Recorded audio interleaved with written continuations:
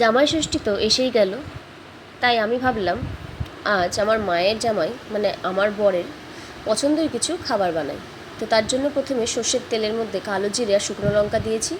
এবার এই ডুমো করে কাটা আলুগুলো দিয়ে একটু ভেজে তার মধ্যে নুন হলুদ দিয়ে একটু নাড়াচাড়া করব। এই আলুর তরকারিটা খেতে আমার বর লুচির সাথে বেশ ভালোবাসে। এরপর আলুর মধ্যে কুচি করে কাটা টমেটো দিয়ে একটু ঢাকা দিয়ে রেখে দেবো। এবার ময়দাটার মধ্যে নুন, হলুদ, তেল, একটু ক্রাশ করা জোয়ান দিয়ে ময়দাটাকে রেডি করব। এই যে এর মধ্যে জলটাও দিয়ে দিয়েছি। এরপর আলুগুলো সেদ্ধ হয়ে গেলে তরকারিটাকে একটু ঝোল নামিয়ে নেব। এবার কড়াইতে একটু সাদা তেল দিয়ে এর মধ্যে বেশ খানিকটা সুজি দিয়ে ভালো করে প্রথমে নাড়ব। একটু সুজিটা লাল লাল হওয়া পর্যন্ত সুজিটাকে ভেজে নেব। সুজিটা ভাজা হয়ে গেছে। এরপর সুজির মধ্যে পরিমাণ মতো জল দেব। জল দিয়ে এরপরে এর মধ্যে স্বাদ মতো কিছুটা নুন আর বেশ খানিকটা চিনি দেব, আর দেব এর মধ্যে কাজু আর কিশমিশ। সুজি তো ভীষণই সোজা করা।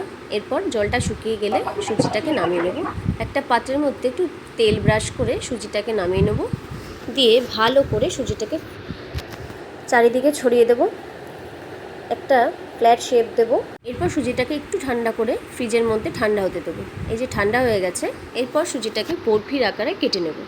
এরপর যে ময়দাটা মেখে রেখেছিলাম তার থেকে লেচি করে এরপরে লাল লাল করে লুচিগুলোকে ভেজে নেব। যেহেতু জামাই ষষ্ঠী স্পেশাল, তাই আমার বরের যা পছন্দ তার কিছু রেসিপি দেখালাম জলখাবারে। লুচির সাথে আলুর তরকারি আর সুজি, এই খাবারটা আমার বর বেশ পছন্দই করে খেতে। আপনারা যারা জামাইয়ের জন্য স্পেশাল ব্রেকফাস্ট বানাবেন তারা এর সাথে আরও অন্য কিছু অ্যাড করতে পারেন। লুচি ভাজা হয়ে গেছে, এবার তরকারিটা একটা বাটিতে সার্ভ করব।